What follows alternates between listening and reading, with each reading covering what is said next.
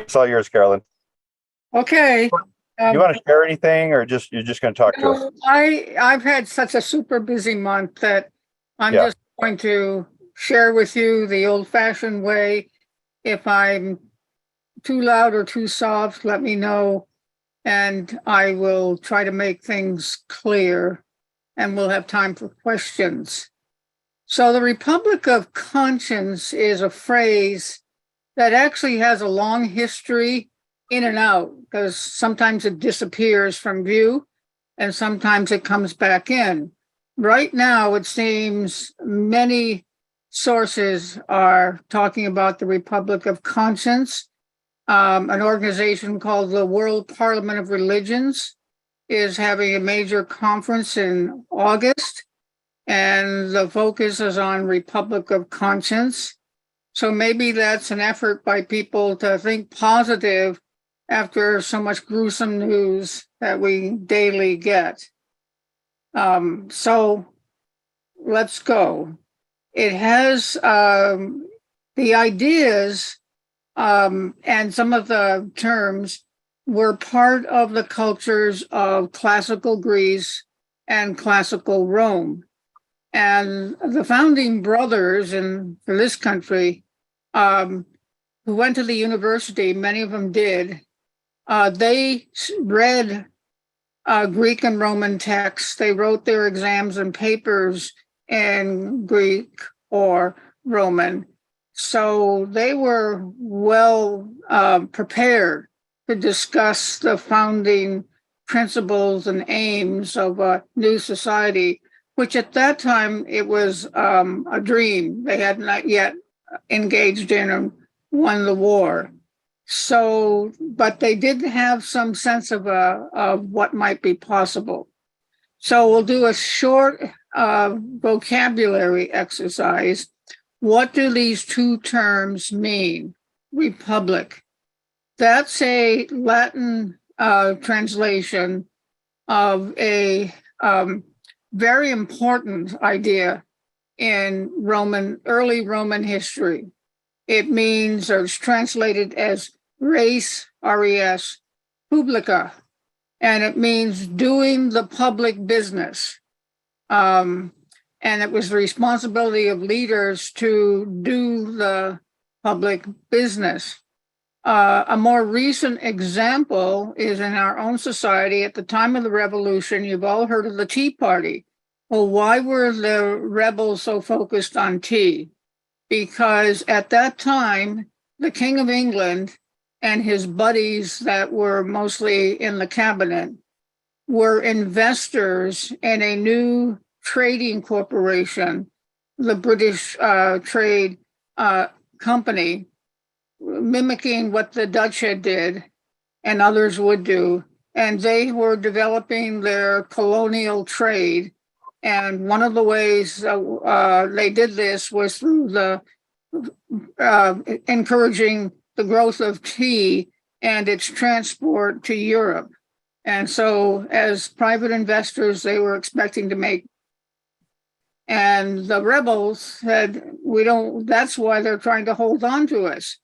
It's not because they have any positive thoughts about us. So they thought the Tea Party, where they went on the ship and threw over boxes and boxes of tea, was an appropriate protest to the lack of good leadership that they expected. Rome had developed a republic over 400 years, but then that was taken over by a victorious general who made the system into an empire that lasted another 400 years. But as in Greece, in Rome, public opinion kind of turned against the whole whatever system they had because of the cost of wars. Sound familiar? And that they seemed inconsistent with the kind of society they wanted.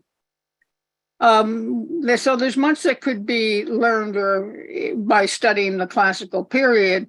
One example, of course, is Socrates, who voluntarily drank the poisonous hemlock rather than negotiate for some compromise that would save his life. And so we'll try to figure out what that's about. A modern republic, after the fall of Rome, the republic idea and reality disappeared for 1,000 years. But about 500 years ago, around 1500, there were those who wanted to replace the kingdoms in Europe with republics, and so that happened over the 500 years. It's still happening.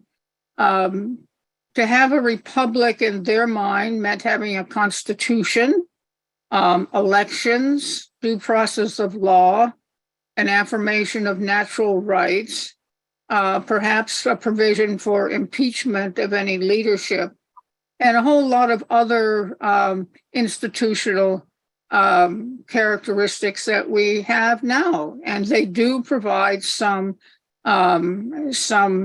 protection, but rather inadequate. During the American Revolution, there was a crazy. They plunged into it.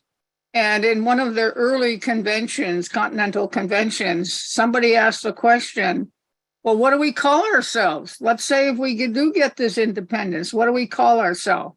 We're not going to be a monarchy, although there were some people at the convention who thought, yeah, we'll just have another monarchy, and we're not going to have a king. So, well, what will we have, and what do we call ourselves? And after some discussion, they chose the word republic, and that became very influential in in history all through, particularly Europe. So we are officially a republic, res publica, and with all those organizational tools, one would expect that we would get good government, progressive government.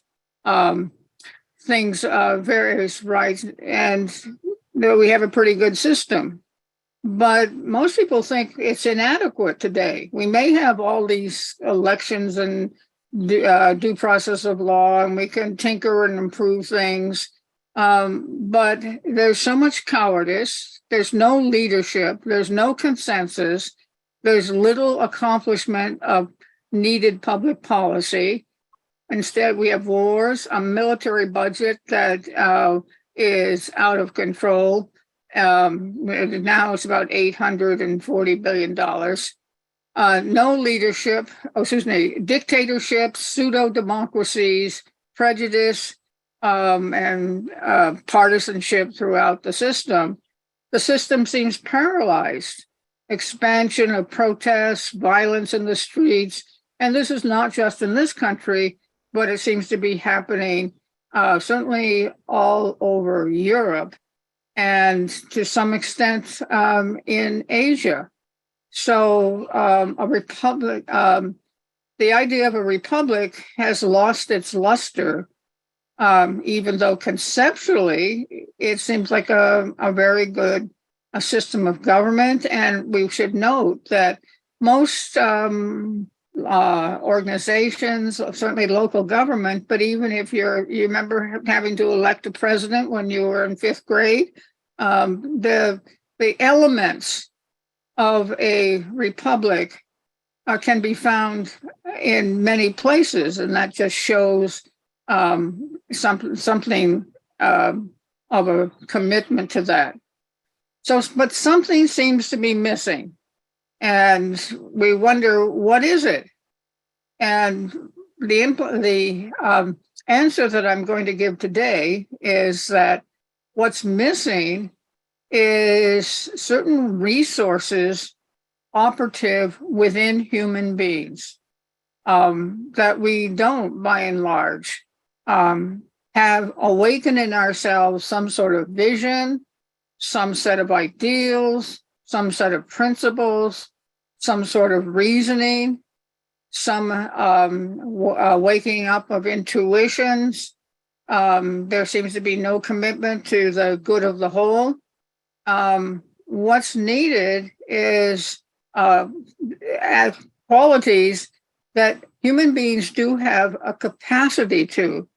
Now, some people do try, and some leaders do try to give some thought to the issues of the public policy of that's perceived as necessary. And they may go up a ladder of thought, I'll call it, where they first might just kind of try to tinker with the existing conditions. Maybe they try harder to find some sort of political philosophy or social commitment. Maybe they get to a level of principles. Maybe they actually start trying what was done before so many times. You know, the world is really governed by ideals and ideas. So they start talking about something progressive, or they use new terminology. Maybe they search and experience some intuitions. What we need to do is such and such. So there are some of our fellow citizens who make an effort to think things out and to figure out how we can commit to and accomplish something of the good of the whole. But what is the best and strongest resource, and this is what the philosophers teach us, is conscience. And conscience seems to be the highest step that the human mind can take in order to really hear knowledge of what is it to stand against? What is it that at least we can reject, whether it's selfishness or whether it's corruption? And this country's history, compared to the late 19th century,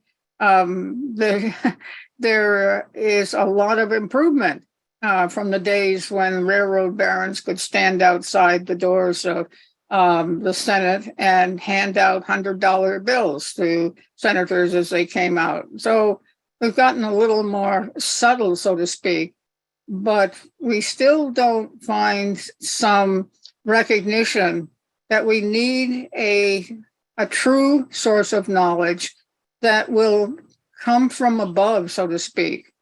That we've heard of people like Socrates and Thomas More and Martin Luther, John Woolman, Mahatma Gandhi, Martin Luther King, but we really don't think that we can develop a capacity for drawing out conscience that is embedded in every human being, or if you like, in every soul.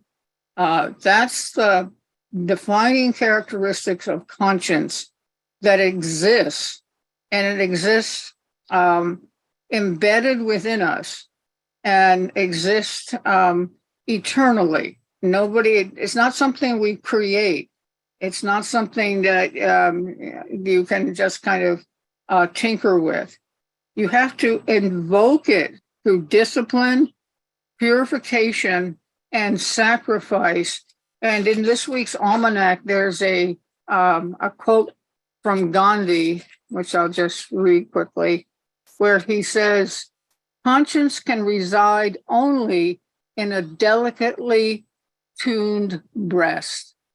So that's why we don't know about conscience or don't experience conscience, because we haven't made the effort to really discipline our thoughts, to develop some purification and some alternative to the garbage on the media, the foul use of language we've gotten used to, and recognize that self-sacrifice of all the lesser goals, including beating our opponent, these are all barriers to reaching a state of consciousness where conscience could descend into our higher states of consciousness. And then from there, start to influence our thoughts, our speech, our activities. Now, the religious view about conscience is that God implanted it in every human soul.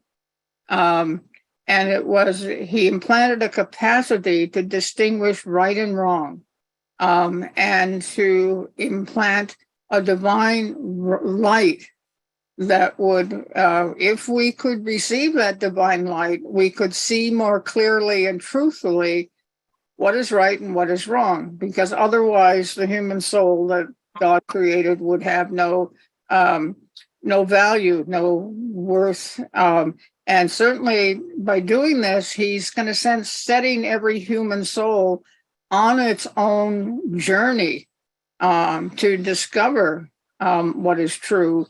And that's part of the whole foundation of individuality, being part of the kingdom of God, if you want to put it that way. And so with this, if we can light up this capacity, it will take us into understanding of what's happening, what's true, what's not, what's wrong. It will enable us to show commitment and to even a willingness to take the punishment of our errors. And so you can find a fantastic long summary of the history of conscience on Wikipedia. And it's just fascinating. And there's some other things. So many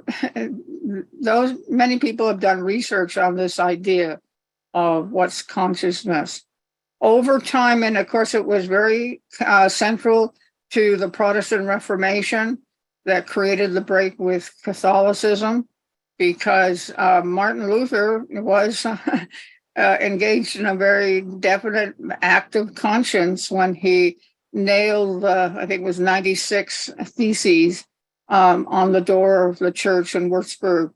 So that idea that human beings had within them the capacity, and you might say the right, to draw upon conscience in their religious understanding and in the religious action, and therein followed for several hundred years the spread of that Protestant faith.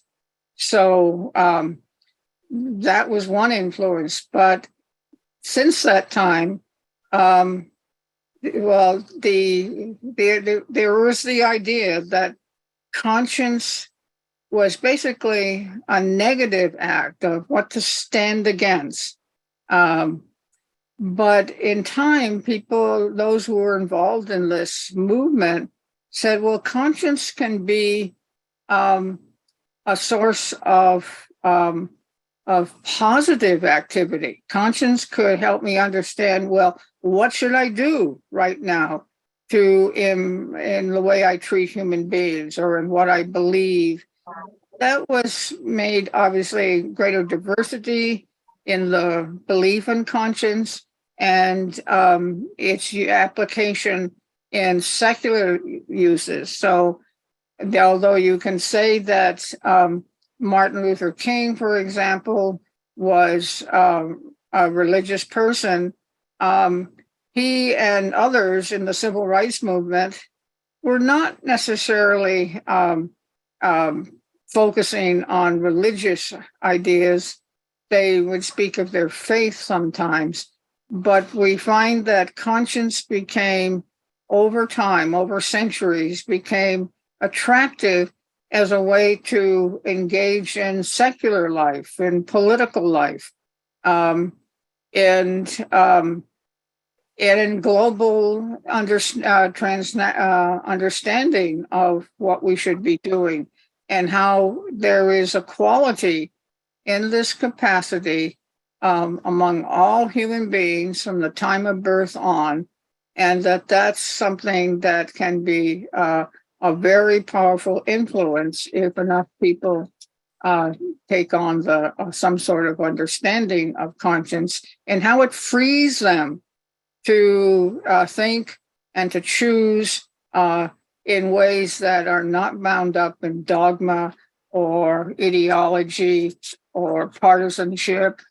Um, so this the modern use of the idea of conscience uh, is been much expanded. There has been movement, and that was true like in the civil rights movement or with Gandhi, that people who wanted to participate in a ethical, transcendental way needed to be trained, and needed to accept the discipline of the movement.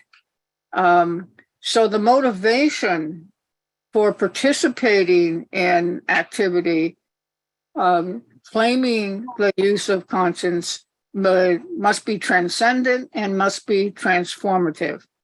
And examples in the 19th century, the abolitionist movements in England and USA, the civil rights movement in the 20th century, Indian independence, a very visual example of the self-sacrifice is the photos of the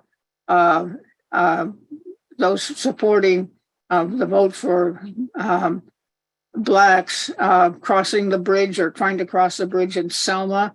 Anyone watching that is horrified by the beatings they took, all because of their commitment that they were doing something not just that was right, but was necessary.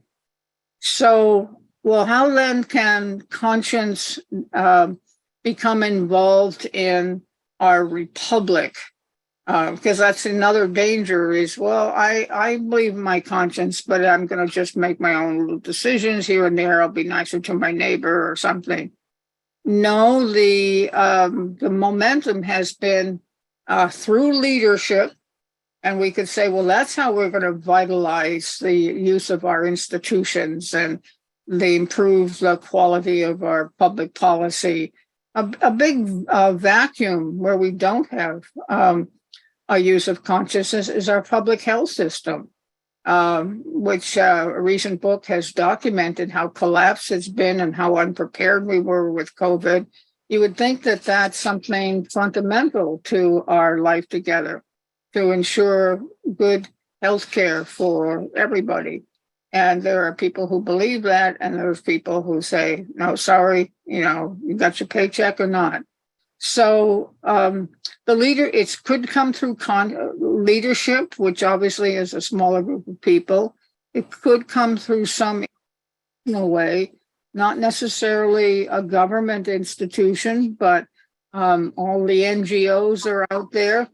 We saw a lot of examples of the institutions that tried hard to help the Ukrainian refugees and our whole sense of human commitment to them. So it could come in the way we engage in politics. And we do have to remember that this is a strict standard of participation, but today's minority may become tomorrow's majority. So it is something to work upon and set the example upon. It can be, and this is what's important, that conscience can be evoked and used for ordinary citizens. They can become educated on issues. They can participate actively on a moral and transcendental way, instead of just trying to convince them that Donald Trump is not really someone who's got the best interests of love there in mind for them. An example of, you might say, conscience at work was in the recent election when the Trump forces were trying to find ways, manipulate the state legislatures to basically shut the elections or declare fraud. The thousands of election poll workers stood the ground. They had been poll workers for years. They knew the rules, they knew the process, they knew the aims. And so they resisted interventions to corrupt the voting process to stop it. Thousands of them. And it proved that there was more strength in a commitment to doing the right thing than people realize, because they only are somewhat, they're invisible, so to speak, supporters of bringing conscience into the treatment of election processes.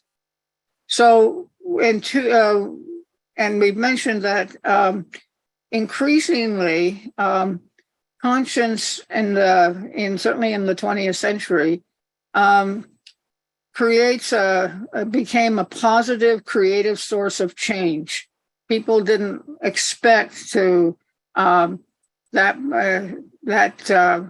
effort from their elected officials, but they themselves and they in groups could find creative ways to encourage or you might say unleash conscience as a active influence on our civic life together.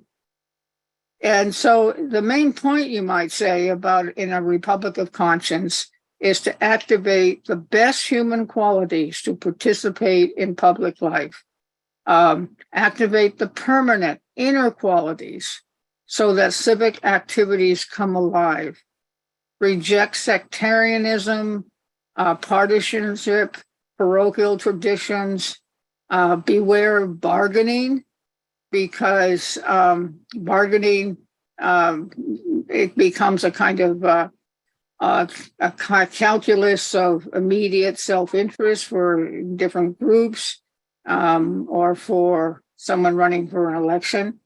So what you want to encourage is evoking and drawing down and using conscience in civic and political activities.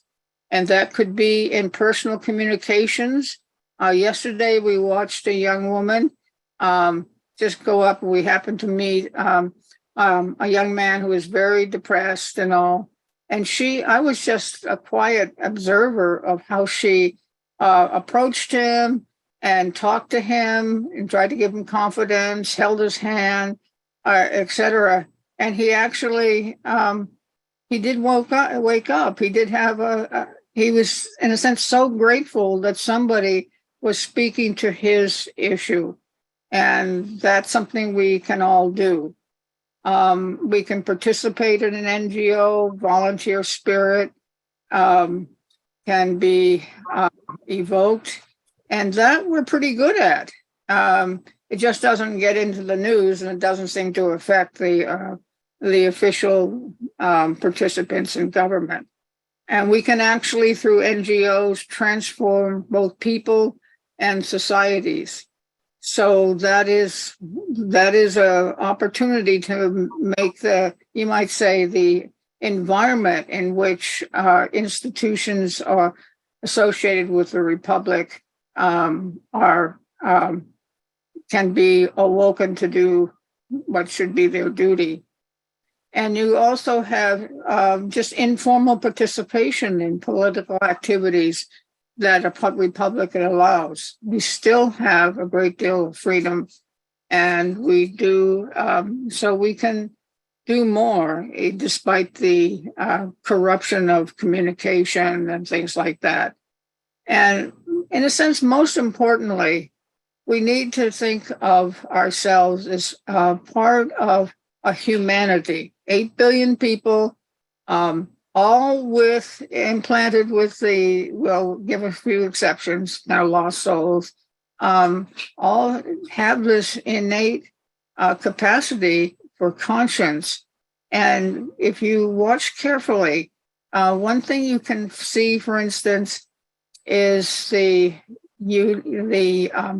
almost unanimous response to an injustice, a clear injustice. We've noticed that people who are not political, they're not rich and famous, but that we all know intuitively something that's just definitely unjust. And that's within our capacity as a human being. So even if it's sporadic when that kind of occasion arises, I think the beating of the black man in was it Oregon? I mean, that's you can't watch that. And there's other things we do see that you can't say are right. Nobody can say they're right. They might offer a rationalization to avoid taking responsibility. But we need to think in terms of humanity and humanitarian qualities, and in a sense shame our elected officials from or anyone who is, or our corporate leaders, or our neighbor. We need to sometimes shame people without in a constructive way. And the Dalai Lama advises us to develop loving kindness. And I've kind of given that a lot of thought. Seems to me that it's a hard aim to develop. What on earth is loving kindness? Though it's part of what can vitalize the society in moral and principled ways, so that it's the circle of conscience is expanded, and we definitely have a sense of we gain a sense of community. So, but it's also good to remember that there's a great variety of the ways of practicing conscience. There's diversity of using, to some degree, the light and wisdom of conscience in new ways. In the Institute of World Culture's second aim, which is to promote a republic of conscience, it talks about an ever-evolving method of understanding and applying conscience. So good to keep that in mind. It's not some narrow little checklist. It's something that each of us can be stimulated by and give thought to, and maybe join with others, maybe individually do something that makes the aims and the principles of a republic truly worth supporting. So auxiliary benefits of trying to bring conscience into our republic is freedom. So you're not bogged down by all these attachments and complaints and negative viewpoints. It's adaptive, it's flexible and tolerant, which people don't necessarily understand, because I think, conscience is that kind of religious moral standard, and I'm just going to live my life at a nice ordinary level. No, it is tolerance and flexibility. That's all part of the activation of conscience. It's inclusive. It's supportive of brotherhood and sisterhood, and generally of more unity and harmony in society. And when politicians see that, they might get a little threatened, but they also begin to get new benchmarks for their values. It's progressive. So there's a lot of, you might say, secondary benefits that comes from trying to bring conscience into the life of our republic, as well as the life of an ordinary human being. So I'd like to conclude with a quote that is in this week's almanac, if you have that, on Friday, July 7th, where it says, "A true community is a place where truth and wisdom are its light, and where the people know each other and trust each other and have things in common, and where there is a harmonious organization. In fact, harmony is its life and its happiness and its meaning." And that's from the Mahaparinirvana Sutra. So we hope that gives a little bit of a plug or guide point for recognizing it's not just being a good citizen in the way that you vote or you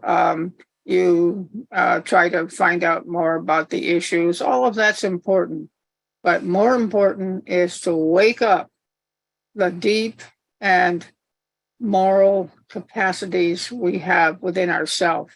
And it does help if even a small minority is attempting this, or we see the sacrifice of, like during the civil rights movement, if we can see other people's sacrifice, and we really want to be inspired to do likewise, then we might actually get a contagion of conscience spreading throughout our both our private and public lives. So end there. Questions, comments, additions? Wow, thank you, Carolyn, so much. Very, very comprehensive. Does anyone have any questions? Monica, and then after that, Nathan. Hi Hello. there. Can you hear me? Oh, yes, thank you, Ms. Stearns. This is just wonderful. Thank you for this presentation. I am wondering if it is just a childlike view with a little bit of inspiration that we would view the United Nations as a leading force in this change in awakening our moral capacity worldwide. And I've heard ideas about how the Elder Brothers are behind the formation of the United Nations. And so in that regard, I couldn't help but think that maybe this is so, and that was at least in part the goal that you speak of tonight. And so I was wondering what your thoughts were on that. That's a very important question. Actually, I've studied that foundation period and read the speeches and documents. So there's definitely in the formation, part of it was the vision and insistence of the President Franklin Delano Roosevelt.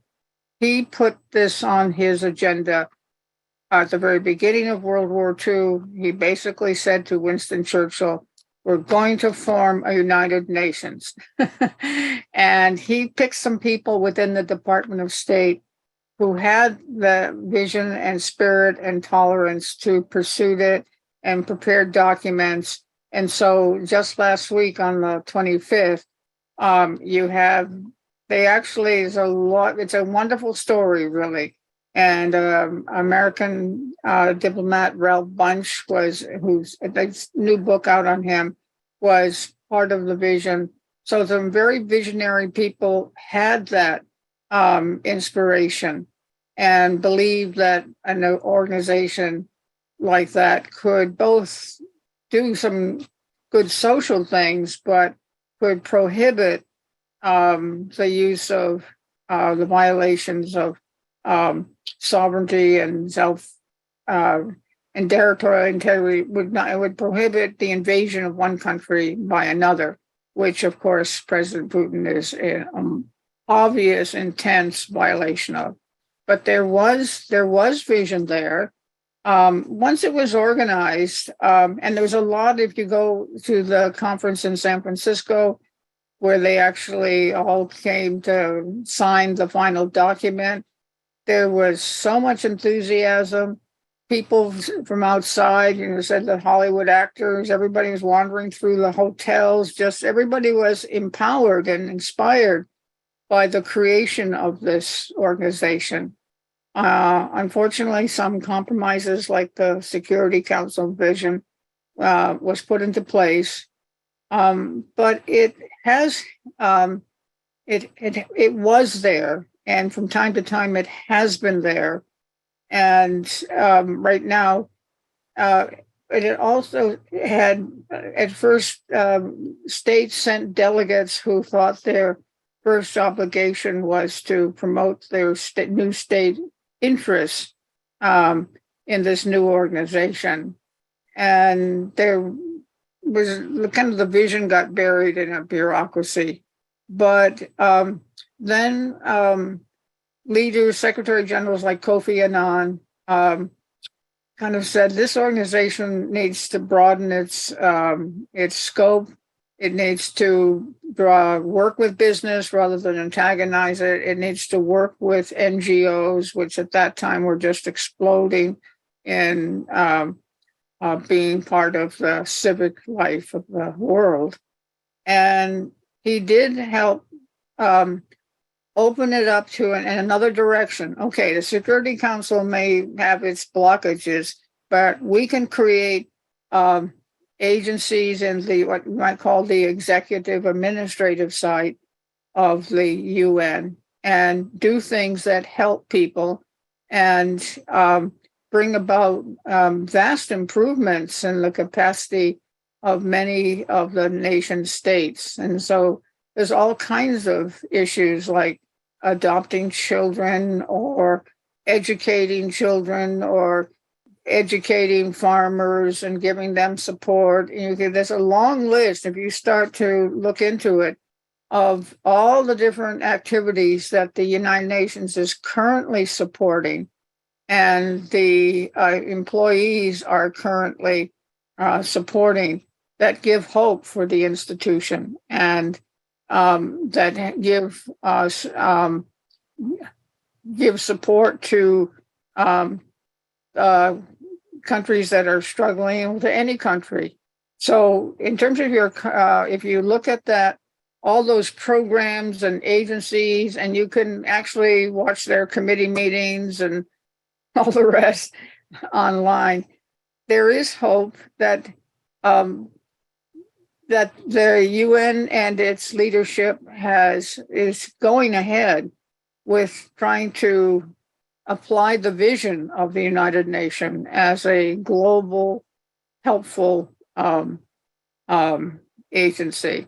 It's just on the political side, although in the General Assembly, there's much more consensus that's possible, but anything they do pass is sent over to the Security Council. And even there, so I truthfully think that a pretty large commitment has developed to the United Nations. It doesn't get the press, and maybe that's a good point, and that it needs, and something it's in this country, it's still thought of as kind of a source of communism or socialism. One good marker, though, is about 2 weeks ago, the United States government announced under President Biden's decision to rejoin UNICEF, which is the agency that works for social, cultural progress, and that we had resigned from because we thought it was too much under the control of the Russians and the Chinese. And it dawned on Biden and others that by resigning, we were excluding ourselves from participation and influence on very important issues. So we are now rejoining one of the most important agencies in the United Nations, rather than be left out of whatever they do. So it's yes, it's not an ideal fulfillment of the vision, but it is more committed than we might think. And there was I gave a talk 5 years ago on a woman from Africa who was a administrator in the UN and did all this, and then she resigned and began set up a school in Switzerland for girls of elementary to high school level to learn the languages they needed, but also the technology. She said, in the world ahead, women should and need technological education so they can participate in global affairs on equal footing. Thank you so much. And I really, you can get and follow that up and be part of that. You can get on UN mailing lists. You can become a participant in, you can have your organization be a participant whose opinion is asked whenever there's a big policy decision and within that agency, like nuclear weapons or something. So they've democratized that. Wonderful. Thank you. Yeah, Nathan, go ahead on, and also anybody else who has a question, be thinking through a question and go ahead and ask it. Nathan, go ahead. Yeah, there, I'm unmuted. So I want to return to this idea of conscience and something that I came across. I don't know, actually remember what it was, but it was about a month ago or so. I was reading about Socrates, and it's been a while since I've read any of the dialogues concerning his last days and the trial and all that. But, Socrates, of course, we all consider and know him to be a powerful, voice for truth and really a martyr for conscience, right? But the thing that struck me in whatever it was that I read, and I'd like to get your take on this, is that actually what he accepted the sentence of death for actually was that he had violated the law, which was he had spoken and revealed the mystery teachings that he had made a vow not to reveal. And I thought, oh my goodness, that is something Socrates, wow. So in a certain sense, that's not good. That's a law you don't want to break. That's a really serious. We know that for initiates, that's a super big deal. But so anyways, that's about all I have to say. I was wondering if I could get your what you have to say about it. If you even think it's accurate or what. Well, I don't know if it's accurate that a lot would depend on what he actually said. So we have the Masons, for instance. They may, in certain contexts, they may actually think that it is a good idea to say something that is part of their doctrine, though not necessarily identifying it. I've always been, though, suspect of the charges against Socrates because you can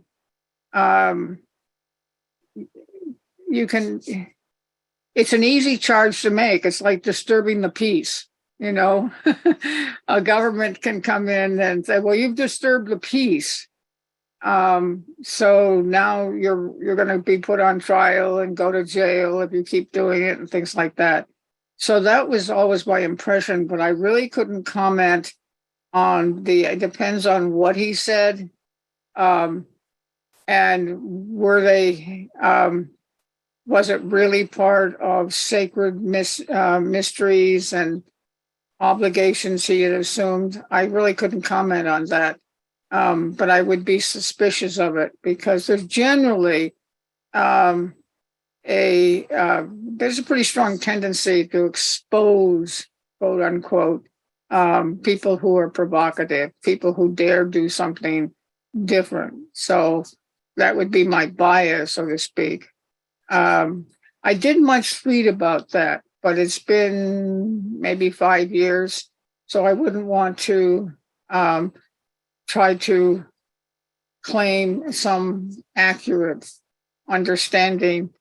It did seem from what I'm learning that it was the typical false claim. It's like the punishment for that eventually the Supreme Court spoke out against. You went down and had a protest again outside the courthouse, and you are a member of the Communist Party, so therefore we're going to arrest you and put you in jail for your for your actions that were obviously motivated by a certain prohibition. And the court eventually said, unless there's some action that is illegal, no, just speaking out, expressing, you can say, you think Karl Marx is the most important thinker of the world. That's not enough to arrest you and put you in jail. So I tend to have that bias that charges like that by governments should be deeply questioned. Yes.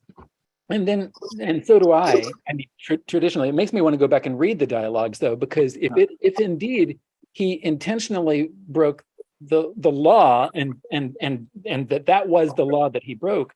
I mean, I'm not in a position to judge Socrates, but I mean, talk about conscience. That brings a whole new level to it. That it was a specific obligation to share that with the, wow, that would be really, I got to. Well, conscience may lead you to break the law. It's if you're talking about the civil law. Conscience, that's, the in Alabama, no, it is illegal to have a meeting of, more than 20 people, or it's illegal to cross this bridge in order to go and register to vote. There are laws, and Gandhi did that with the whole Salt March. That was illegal. So conscience may suggest, and this is where you need the authenticity, the training, and really examining what you believe in and what you're going to do. But conscience, that's the issue. Many acts of conscience. Thomas More already refused to sign the order of King Henry VIII that you had to, because he was on the staff, you had to affirm that you believe that the king was the head of the church, and he refused to do that. So he was breaking the rule, the civil rule, in this case, the order of the king. And that may, for him, that is superior. So it is true that conscience may lead you to resist the law or break a law, and you take the punishment. It might be with your life. So it is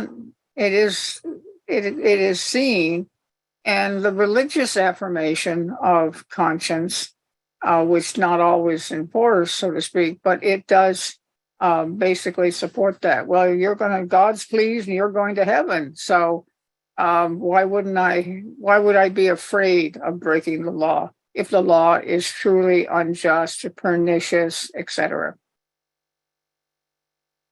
And I think. Thank you so much for your talk. I really appreciate the thoughts that you brought up. Maurice, and then after that, Miluka. Yes. So one could make an argument that there are a lot of people expressing their conscience today, especially on the extremes, the right wing and the left wing.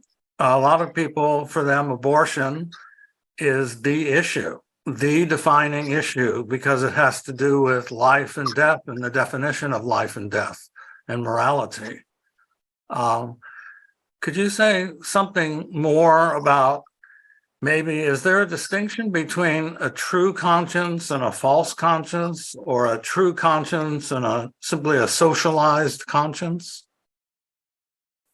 Well, that is a very important question. How do we know that someone's expression or claim of conscience is true? It could be, as you say, socialized. It could be fake. You have people say, I shot this person to death because I thought they were a danger to society. Well, did you really have that right? So yes, people could claim conscience that And so then you'd have to raise a lot of questions about what is authentic, what is permissible, how do the rest of us view that claim of conscience? And that's what you hear people say, well, he's an honest man, or he's really taking a lot of kickback and pain and suffering for his claim of conscience. And so that has to do with perception. And going back to the Socrates question, who is it that is making that claim that Socrates broke the rules? So that's why he had to be put to death. But what are their motives? You know, motivation is really a very important part of this topic. What were you motivated by? Did you want to become popular and get elected to some office? So that is, but do you have a society that is truly free of shutting down discussion? Do you have a society in which there can be a public, as there has been with the abortion issue, and you can meet people who are still not sure what should be allowed or tolerated and what should, and still be opposed as morally wrong? You really can't say, it seems to us, that a civil organization like a government agency, including the Supreme Court, should have the last word just because they are the official court or the official president or whatever, or the official secretary of education. They can't claim 100% authenticity or authority. So it does make it complicated, which is why in political life, most politicians don't want to go there. They don't want to go to a discussion of whether or not a claim of conscience is accurate. There was an important case back in World War I in which the sorry, I forgot to remove the phone. I'll just do that now.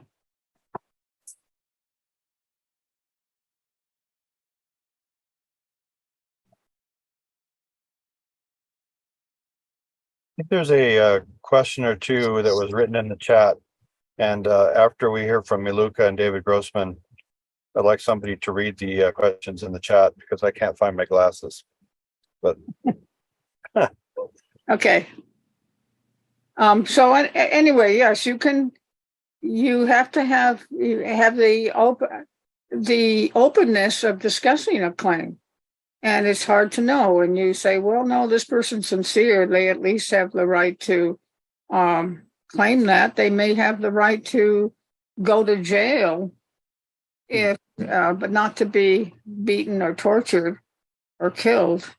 But you can't just, yes, the rest of us have a right to examine somebody's claim. You know, obviously, if they think, well, I think a 3-year-old should be beaten for what they do, they're wetting the bed too much or something like that. And most people say, no, that's not going to be tolerated. Anyway, it can be a tough topic. Miluka? Hi, good afternoon, and happy 4th of July coming up. It was lovely, Carolyn. It was very interesting. You brought up so many wonderful points. And I was reading the Mahatma letters, and in one of the comments, it was beautiful. And it says, but until that day of final triumph, someone has to be sacrificed, though we accept but voluntary victims. The ungrateful task that lay her low and desolate in the ruins of misery, misapprehension, and isolation. I was thinking that you mentioned, it was mentioned before, Socrates and Gandhi and Martin Luther King, and also we'll add Bruno, Giordano Bruno. He was also burned. Yeah. What we thinking? Yeah, And there's then HPV was not killed, but they have a character assassination of her. And I think that fitting those sacrifices, victims that they say, the voluntary victims that the master spoke of. I also would like to say that there was a lot of victims that took place from the Spaniard colonization and also, the English colonization as well. And they were saying in some study that recently was done that the colonialism was not so much about land, but about taking away knowledge, about oppression, about control, and also destroying their traditions. What did you have to say about that? Well, there's a great deal that's done wrongly. Now, some of it is done in the name of custom. Some of it is done motivated by evil. People who, for some deep reason, often an identity problem, do awful things. And the problem with governments or political, like colonization, they set up a whole system of oppression. And people in time said, no, this is wrong. We should have self-definition. We should have the freedom of self-definition. We should have the freedom to remove destructive individuals or movements from positions of authority. We can't just say, though, that, we should go in prison or kill somebody because of their of what they do and how they don't promote self-definition, freedom by others. So yes, there is much to be criticized. There have been many victims. I just picked out ones that would be familiar to people. But there's many victims. Joan of Arc, and there in other countries there's many victims. So that's why we should recognize, and this is not just say, well, maybe not, but if we recognize the capacity for conscience as part of a human being, then we can understand that we need to tolerate that, so long as it's not, torturing and killing other people in the name of conscience. In other words, we need to expand our understanding of why people protest or why they when I was working at the Columbia Library, the guy that was right across the aisle from where I worked, he wasn't there at work one day, and it turned out he out in the sidewalk had burned himself to death in protest of the Vietnam War. We were just aghast with that, but that's something he decided to do, and we certainly got the attention of what the war was doing. So yes, and now you're really asking the question, how do we protest evil and prevent it from trying to protect itself with its claim of conscience? Usually that sort claims national security or the security of the whole, but the motives can usually be exposed. So it is a risky task but conscience should be, and if people had the courage, it should be part of the protection against evil. If an evildoer, whatever, recognize that the general group that he's working in was very much dedicated to doing the right thing, the good thing, what they usually count on is the fear and cowardice that many people sink into. And those who go and take the risk of conscience are trying to show them this is incredibly important, even if it brings harm to you or self-sacrifice to you. So, but if everybody's silent, well, then the evildoer loves that. And I think there's been lots of efforts to, and you can see that in the civil rights movement, to squash any claim of conscience. Oh, you know, King is this only this or whatever.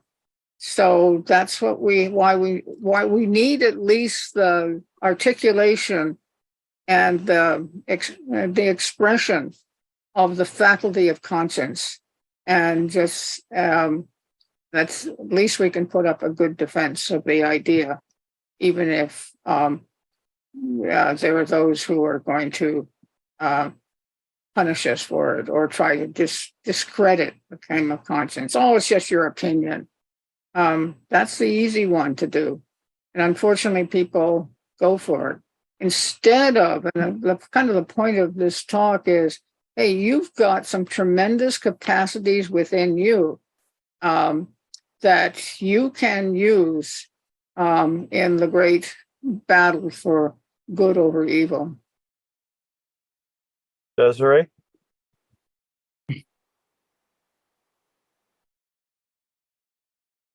Hi, everyone. Thank you, Carolyn. That was, there was a lot there. It was very rich. In reference to Dr. King and his contributions in the social movement, it's interesting that he didn't apply religion. I think he knew that whatever he said had to be applicable for everyone. And he was so universal in his thought that your reference to being silent was a big topic of his too, that being silent was almost worse than being active on a hateful end. One of his quotes here is that history will have to record that the greatest tragedy of this period of social transition was not the strident clamor of the bad people, but the appalling silence of the good people. So he's really calling us to not be quiet and to stand up. And that when we do see injustice, we don't use tolerance the wrong way. There are some things we cannot tolerate. Mm-hmm. And I just wanted to get your opinion on this idea of silence. And oh, by the way, he did also refer to conscience many times.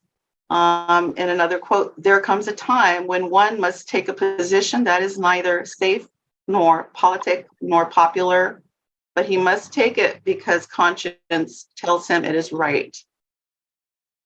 Those are all excellent points. And one example is when it took him time and kind of focus on it, when his speech on I ain't going to go to war no more.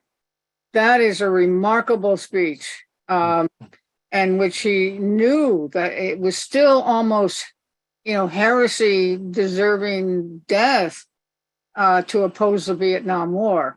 Eventually, enough body bags came home that the general public began to see there was a real issue and question, why are we doing this, et cetera, et cetera. And also the politicians were beginning to wonder about it too. So anyone, and I think the same could be said for Gandhi. He started with a very focused issue, but he began to see it wasn't just about the British occupation. It was about the whole vision of what kind of society India should become. And that made him unpopular in certain quarters, but he kept it up. He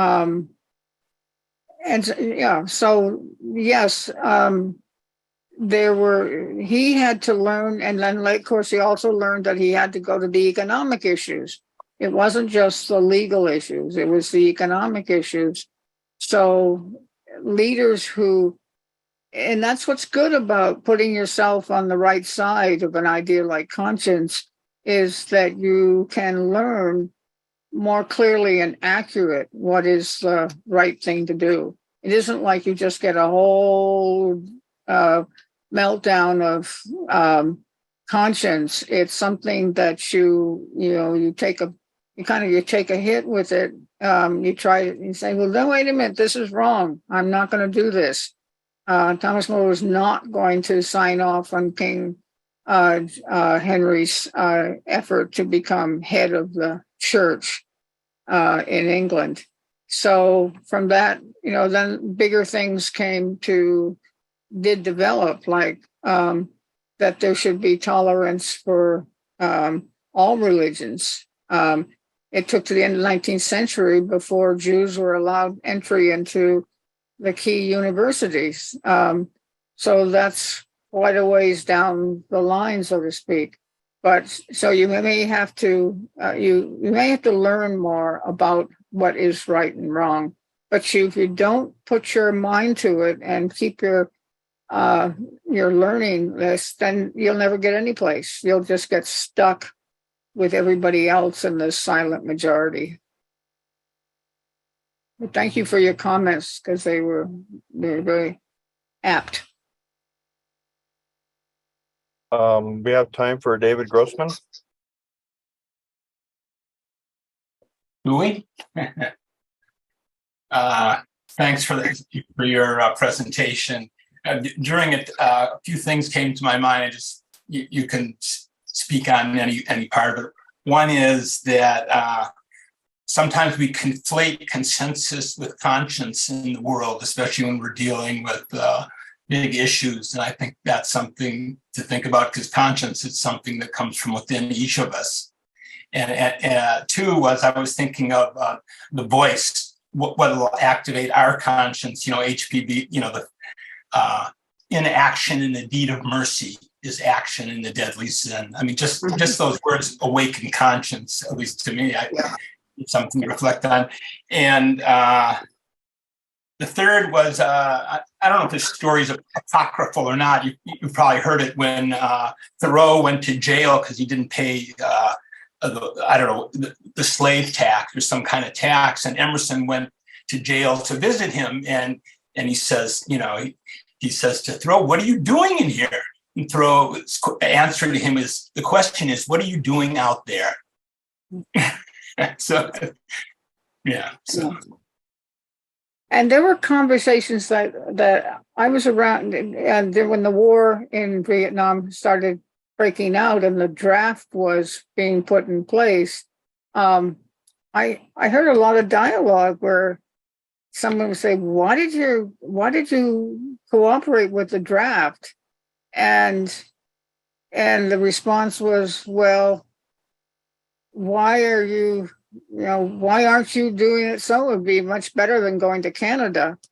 So there was kind of a lot of debate about that, which then led to bigger questions about what is my obligation to a civil government? How much do I owe them, if anything? So you do get benefits and all that, but your point is quite well taken, and we should be having active conversations about conscience. And I remember the Supreme Court Justice Douglas, who shocked everybody because he was the deciding vote against the defendant had burnt his draft card and was protesting, refusing to be drafted. And his basic thing was, usually for 50 years, what the government said, well, if you're a member of a church that explicitly teaches against war, and that's what you've been taught, well, then we'll excuse you. But you have to be a member of a church that definitely opposes participation in war. And of course, most of the mainstream churches don't. And Douglas said, no, if you have moral beliefs that place that are in the same space that you would have religious beliefs, and you are, you show you're dedicated to that, then that's a just basis for claiming conscientious objection. And that was in 1968, and it just shocked everybody. But it was part of the general recognition by the government that drafting people to participate in war does not produce a good army. So that's when they went to the volunteer system. So, but we need to free the term conscience from its, oh, I'm not going there. And, again, politicians, we wouldn't be able to decide whose conscience is really authentic. And that's I guess, a fair question, but it doesn't justify blocking off all claims of conscience. Anyway. Our time is up, but Ken, would you mind reading, or at least looking at some of the written questions in the chat? Absolutely. And maybe. So we have one from a guest from Meetup, Srividya. She asks, I have a question. Is forcing one's view of conscience on others a sign of having a conscience? Is putting what on others? That is to say, forcing one's view, so forcing your own view onto other people, is it a sign that you have conscience? Well, that would depend upon whether there's authenticity or falseness in your claim, because that comes up. And so other people would kind of maybe ask some questions. Well, how can you say that? Or you shouldn't have to prove it in the sense of the narrow way of proof, but you do have to persuade people, perhaps, that, and of course, in wartime, in conscientious objection, there's a lot of process to try to prove that you're serious. You're not just trying to get out of the war. So it's you'd have to show authenticity. And that, but those you're showing it to need to be open and understand that it's quite possible that you are authentic in your claim of conscience. Well, thank you. Yes. And I think as you talk about authenticity, it brings to mind what you were speaking of earlier, Carolyn, that one looks within to touch this source of consciousness, and that's being authentic. Yes. But I do have a comment from Laura. She says, maybe conscience evolves as we come to realize more of the universal and less of the personal. And if you have any thoughts Very about good that. point. That's a very good point. And universality should be brought into it. Now, you don't want to put an undue burden, so to speak. Someone may be very aware of some act of conscience or violation of conscience, or something our conscience won't support in South Alabama or in wherever, but you don't have to claim that you are ready to, announce a universal application to your act.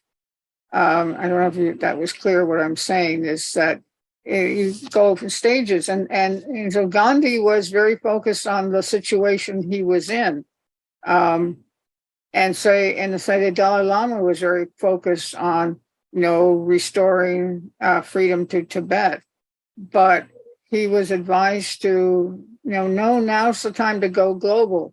So for some, they're ready to go global and really bring universality into their understanding, but God you could say that, well, any claim of conscience, if it's really true, is a candidate for universal application. So universality seems to be part of the effort to awaken conscience. Well, thank you, Carolyn. And I will also emphasize that the authentic and the true and the universal are really quite linked together as we try to apply a litmus test, if you will, to Yeah. deciding what is just popular opinion or like a poll, a vote, versus finding some universal inner Yeah. conscience that we can achieve by introspection. Yes. And people usually can recognize, that's a really good person who really seems committed to a good, to a benefit for all human beings or something like that. So we can be our own observers, so to speak. We're not just and maybe by practicing participation, that's going to make us better perceivers of other people's efforts towards expressing conscience. But we at least squashing of it. Yes, thank you. Those are the main questions there. Jonathan, how are we doing time-wise? We're close to the top of the hour? Yes. And I Truth. have to go to another meeting. So I would like to thank you, Carolyn, so much. Thank you all for your excellent questions. Just a wonderful meeting. Thank you. And thank you for your probing, caring questions. And Carolyn, thank you for being able to handle them. So I'm not sure if I did, but anyway, we can relate the conversation and the search and just the activation. If I were to get really active, I think the public health system, which I think was a Harvard professor, it's a recent book published. He goes through the whole last 30 years to show how our public health system has totally collapsed. We were not prepared. We didn't really care. So I think that's an area where there's room for a great deal of conscientious complaint. All right. Well, thank you. I better sign this thing off because my computer keeps going into non-receptivity mode. I'm up at 9,500 elevation here and it's not working. So thank you all for your attention and your questions, and I hope it had some clarity. oh, it's just excellent. Thank you so much. Yes, thank you. All right. Bye. Thank you, Jennifer, Bye. and everybody who contributed. For sharing. Next week is gratitude to the Guru Parampara. Everybody take care. Bye. All right. Bye-bye.